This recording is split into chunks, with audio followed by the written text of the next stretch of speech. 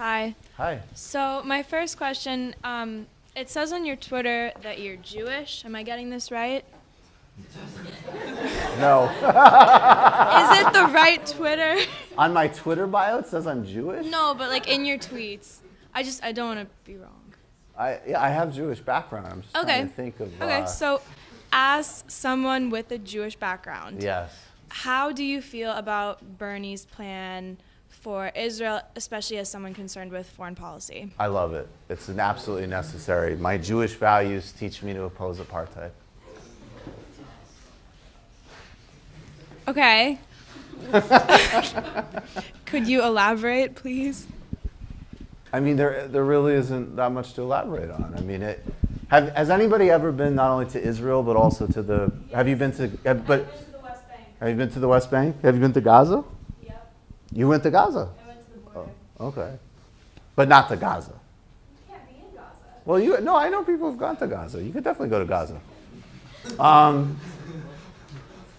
So for me, my politics are built on a base of, economic justice and actually really like anti-racism, as in some ways as distinct from some of this sort of woke stuff in a way. But when I was already, look, I grew up, I was pretty connected to left politics, so I always knew growing up about the travesty that was the human rights situation there.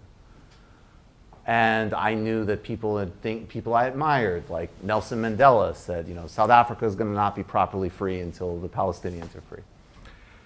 In 2006, I believe, I read a piece by a guy named Tony Judt in the New York Review of Books, who was a really important Jewish scholar. And he just said, the argument was that, literally this is childish. Like, the idea that you have an ethno-state or a religious state, if you're committed to any type of broad-based social, economic equity and civil society, it doesn't work. No matter how justified, right? Of course there's justification because of Jewish history for Israel. There's justification for Kurdistan because of Kurdish reality. There's justification for Pakistan. It's notable that Israel and Pakistan are both disasters. Israel not in the sense of, look, if you're a European Jewish background, you have a nice life there. If you're not, you are, even inside 67 borders, not a fully equal citizen. And the situation in the West Bank is, it is literally Jim Crow-like, and Gaza is, it's just an atrocity. So that's not something that anybody could reasonably ask me to support. And I understand, there's some actions from some Palestinian groups that, we can condemn. In fact, those have not even really been in any way seriously in play since 2003.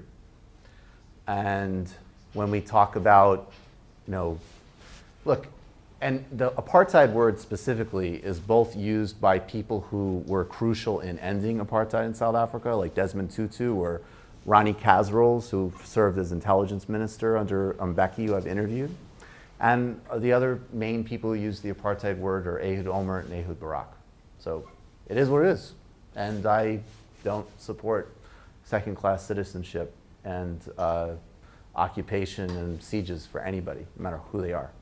Are you not concerned about the binary between either condemning Israel entirely, being also a stance that a lot of very strong and notorious anti-Semitic people agree with, versus seeing this as more of a complex issue where it is wrong what's going on, and there's also a way to do this that Israel still exists and is supported? So it's not a complex issue. That's the big thing. It's super simple. There's one group that has enormous power. It's the most powerful country in the Middle East. It's backed by the United States. It acts on another population of people with total impunity and is never held accountable for anything. So there's no symmetry in the relationship, period. And just as a thought experiment, IDW people, if we know that if somehow a population of Jewish refugees ended up in West Bank and Gaza, and an Arabic government in Jerusalem and Tel Aviv had an open-air prison in Jewish Gaza, which they bombed with white phosphorus. They killed civilians indiscriminately, and they had no provisions for medicine. They had an embargo that blocked food, that electricity wasn't running, that there was an over 48% unemployment rate. Life expectancy and malnutrition statistics were horrifying. One of the major policymakers in this hypothetical Arabic Palestinian state said, we need to put those Jews on a diet.